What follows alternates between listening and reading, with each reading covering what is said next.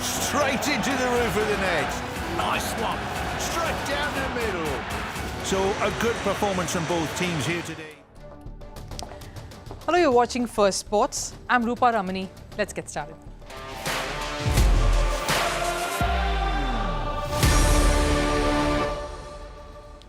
Need I even tell you what is lined up for you today on the show? The world of sports is abuzz with just one thing, and that is Pakistan's dramatic capitulation in New York to T20 World Cup debutants USA.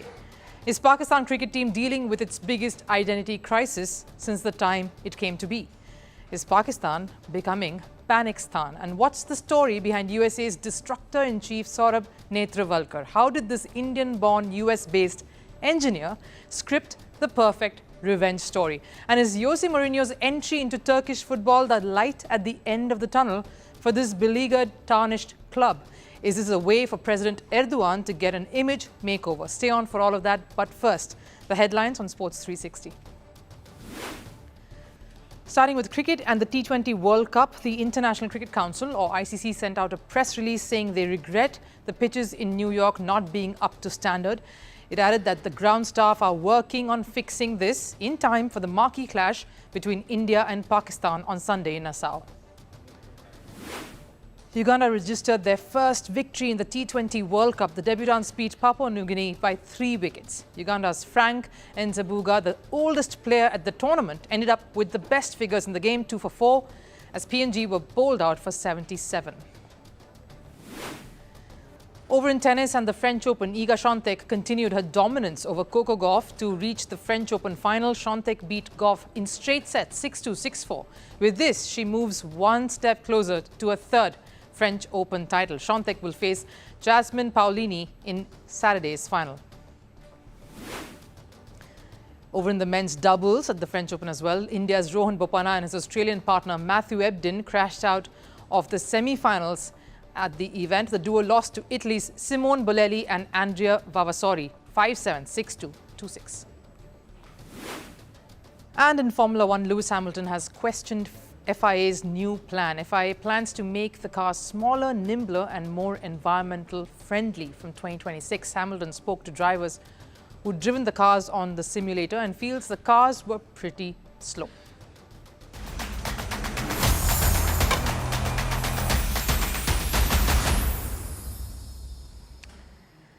Some narratives in cricket don't change. Clearly, Pakistan doing a Pakistan is one of them. One of the host countries, USA, has created the most special moment in the T20 World Cup so far by stunning Pakistan in their first match at the tournament. This upset has again brought sharp focus back on the biggest dilemma confronting Pakistan cricket team today, an identity crisis. Cornered Tigers versus Panistan. Are they a team that somehow rises to deliver under pressure, or are they becoming a side that is more adept at digging a deeper hole for themselves every time they get on the field? Now, miracles happen. We've seen that, especially when Pakistan is involved. A side that truly is the synonym to the word mercurial. What does it mean? Something that is unpredictable. And that could be two things: unpredictably exciting and unpredictably frustrating. And Pakistan has been both. I mean, talk of a man being jailed, all hopes lost, trying to still stage a comeback even at 71. Former Pakistan Prime Minister Imran Khan clearly knows a thing or two about being cornered and then springing like a tiger. He did that for Pakistan as a cricket captain at a World Cup. But I won't get into his political trajectory, of course. Yunus Khan knew how to rally his troops around him. He managed to do that and get Pakistan to lift the 2009 T20 World Cup. Victory sits well on these guys because when they do win, it's incredible. But ironically, so does capitulation. That's why the identity crisis. This is one team that can easily cross over from attaining monumental glory to crumbling into horrific surrenders. But is that unpredictability, especially with the unpredictable, exciting tag, slowly fading? While I just gave a few examples of Pakistan being unpredictably exciting, there's also the other version. Pakistan being utterly dismal, that they can manage to give a boost to teams that are newbies or young entrants. Like Bangladesh in the 1999 World Cup. They had just entered the realm of world cricket back then and managed to beat Pakistan. like Ireland in the unforgettable 2007 World Cup edition. Even last year, like Afghanistan did in the 2023 World Cup, making everyone wonder which Pakistan will turn up today. Pakistan fans are of course livid, some even saying that Pakistan team itself needs to be retired.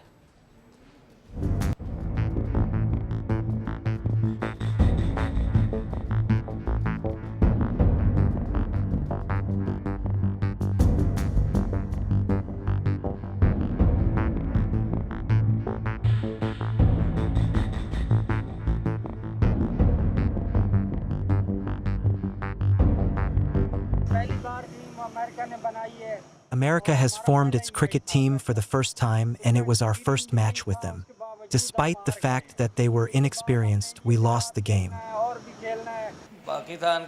Pakistan's team is totally finished. They should stop playing international cricket and start playing with local neighborhood teams. What a poor performance. They showed a totally poor performance against a team that was playing for the first time internationally. The meme factory has also exploded. Again, a team like Pakistan does enough and more to fuel this machinery. Memes will never go out of fashion as long as the Pakistan cricket team continues to struggle with this.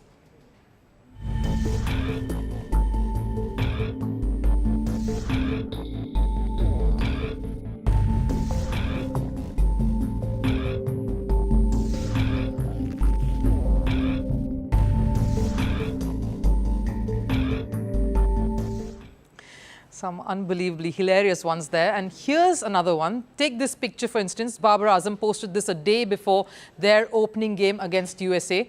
It says, different kit, same ambition, same performance. No words could be more wrong or more ironic today than these. It's great to show bravado with words, but it works only if you're able to pull it off with the action. They got one thing right, though, in this picture, to give them some credit. The optics of Shaheen Shah Afridi standing with his arm on his captain Babar Azam's shoulder, showing his support to his captain, showing all is well in the dressing room. Now that is what I'm getting at. Talks of unrest in the Pakistan team room, friction between seniors like Shaheen Afridi and Babar Azam, friction between the players and the management, new coaching staff coming on board just a month before a World Cup. All this chatter that in fact came out from Pakistan media itself is tough to put down months of turmoil and chaos with mere pictures to these smiles plastered on their faces. And some words. You have to walk the walk. You have to win matches. You can't be seen playing rash shots like it was your last. You can't indulge in sloppy fielding efforts. You cannot get into fights with fans in the middle of a World Cup game. You can't panic, especially when the experience on your side is far more than that in the opposition. Criticism for the shocking display came in thick and fast.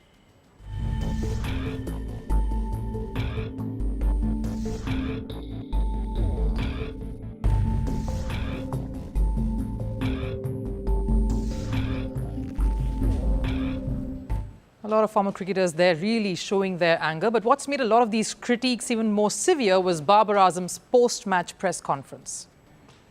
To be honest, I am feeling good. If you lose a match, you are always upset. We are better than that in the bowling. We are not in the first 6 overs taking wickets. In the middle overs, your spinner is not taking wickets, then pressure is on us. But I think the way they finished the game in the super over, I think credit to the US team. Yeah, I get it. It's been a while since Babar Azam attended press conferences as captain. But what about the batting, Babar Azam? 40 runs and just about as many deliveries in a T20 game by an opener doesn't set the right tone either. Poor performances, memes, tweets where fans are seething. You'd think all of this was enough. No, wait, there's more. Pakistan bowler Haris Rauf has been accused of ball tampering. Juan Theron, a former South Africa cricketer, went livid, was screaming on X, formerly Twitter, pulling in the ICC as well, saying he could literally see Haris Rauf scratching the ball with his nail. Things indeed are at rock bottom. And what's next? India. The Indian team must be waiting for their encounter rather gleefully. Coach Rahul Dravid, in fact, was snapped checking out the scores and following Pakistan's woeful display last night. So a lot of hard questions for Pakistan to answer. Will new coach Gary Kirsten be able to turn things around with Babar Azam and his team? The latest, of course, is that the entire team was miffed with the ICC for giving them a hotel that was far away from the Nassau ground, a 90-minute ride to the ground.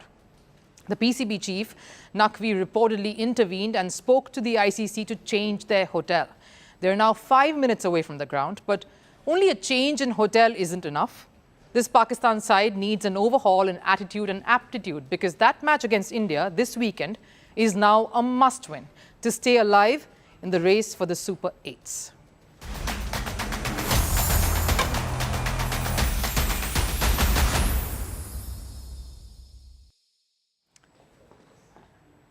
Now, our story today is juicier than a perfectly timed cover drive or a perfectly executed Yorker that breaches the defense.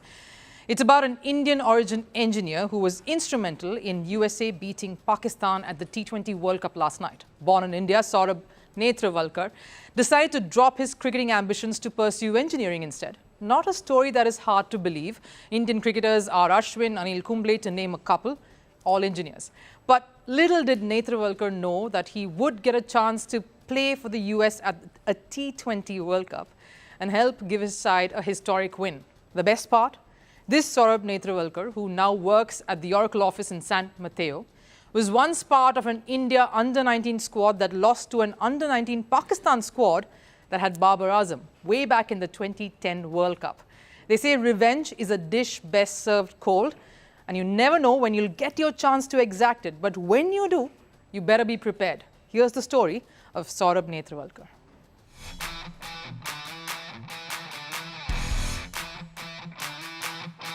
A T20 World Cup debutant versus a side that has played every single World Cup so far. You know the pressure will be on the bigger team. It's the sleeper teams who always shape the apple cart. But the USA, with some good performances behind them, is far from it. They were always going to be a handful for any side.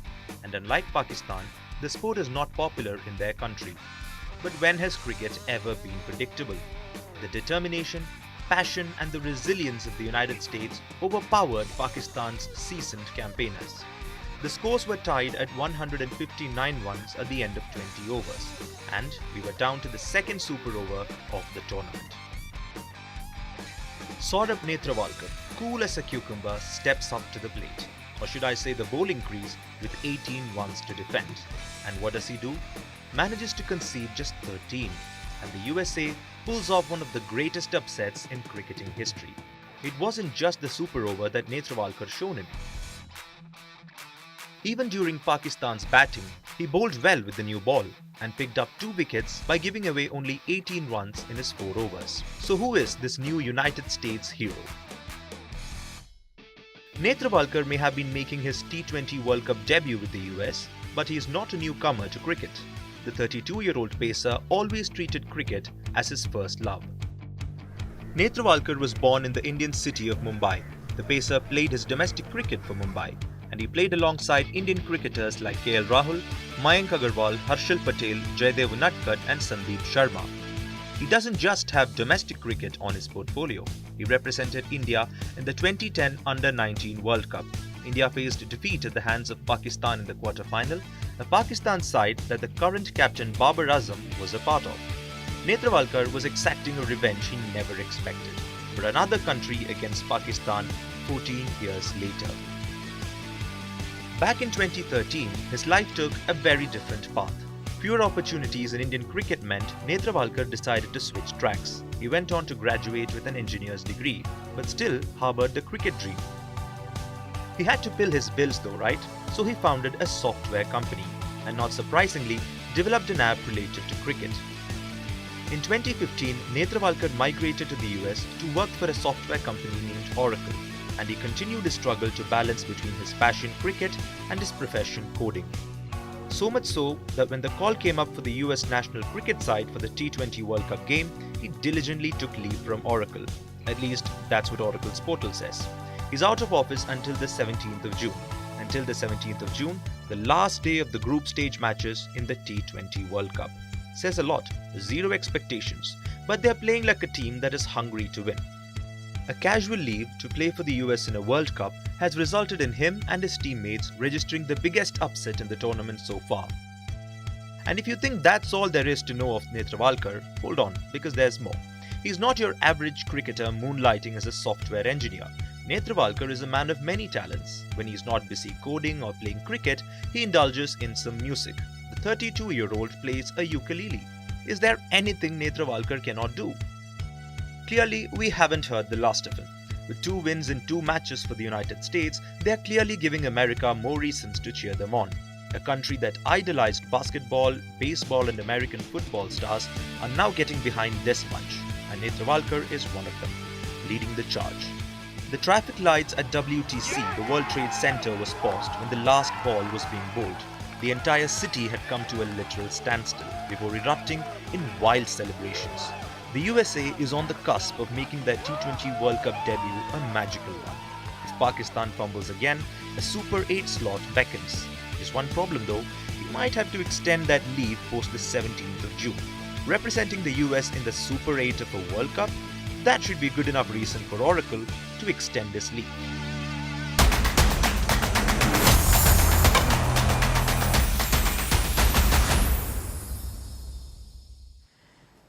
Turkish football seems to be a place where the unexpected is slowly becoming quite the norm. The twists, the turns, owing to all the squabbles and controversies that it's already mired in. Doesn't surprise us too much anymore. The latest is rather a special one. Jose Mourinho, former Chelsea manager, takes over affairs at Fenerbahce. Fenerbahce unveiled the Portuguese in a jaw-dropping event. Thousands gathered to welcome the maestro, and those who couldn't make it watched it online. This event was a manager's unveiling. It was the most extravagant event ever witnessed in recent years. We talk of victory parades and crazy celebrations. Nothing could quite beat this sight. Take a look for yourself.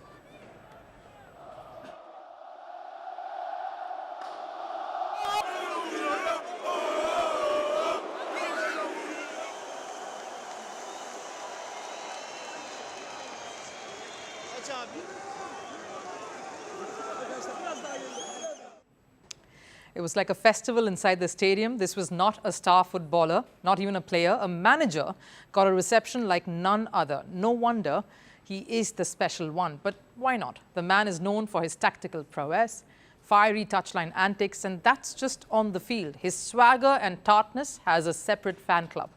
He's the only coach, in fact, to have won a Champions League, Europa League, and Conference League titles. So having him take charge of a club that is clearly a big deal for Turkish football. Let's first address the elephant in the room, though.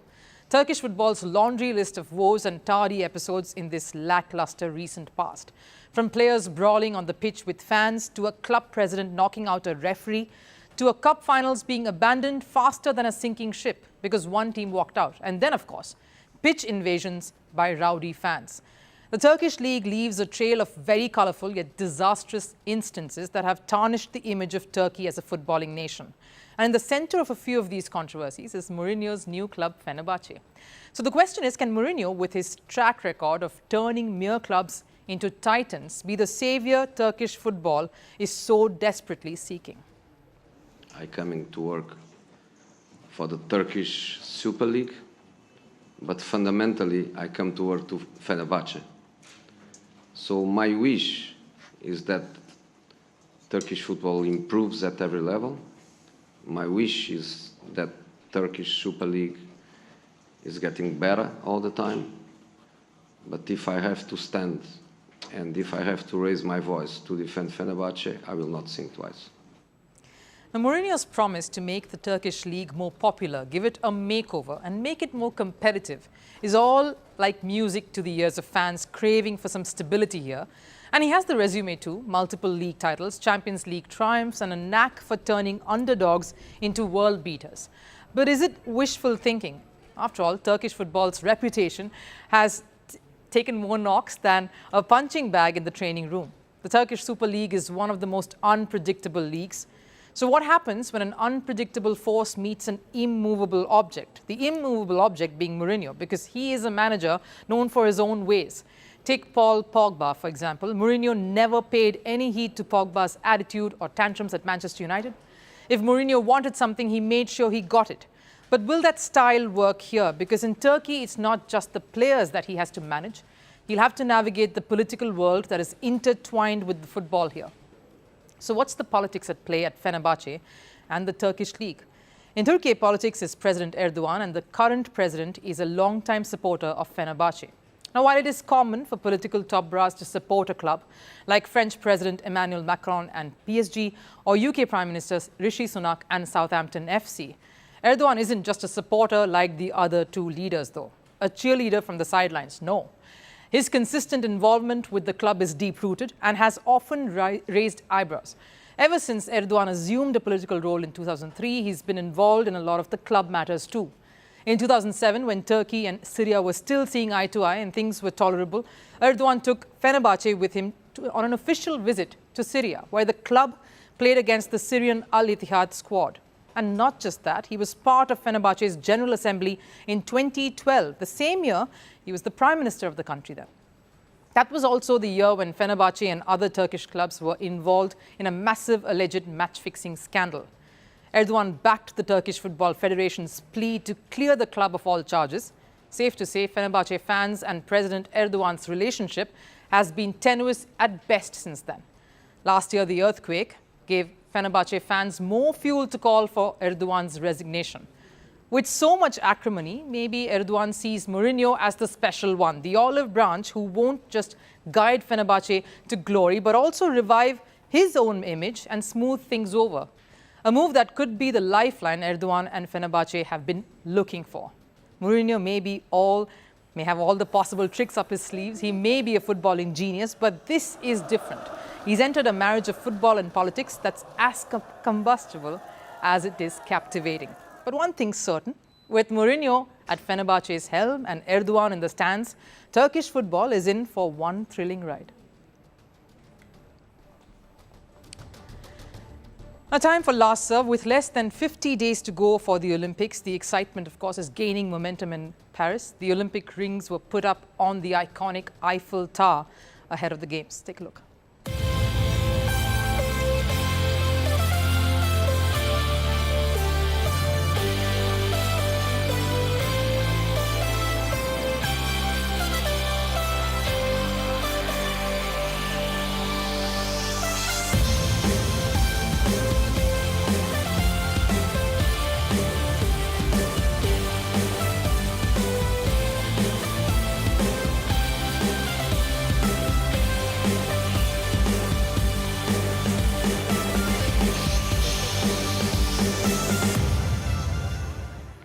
That wraps it up here on Firstpost. But of course, this weekend is very, very exciting. Sunday is a big day, India versus Pakistan, and we'll be here at Firstpost to set that exciting encounter up for you at 1:30 p.m. Do tune in then. But for now, take care. Bye-bye.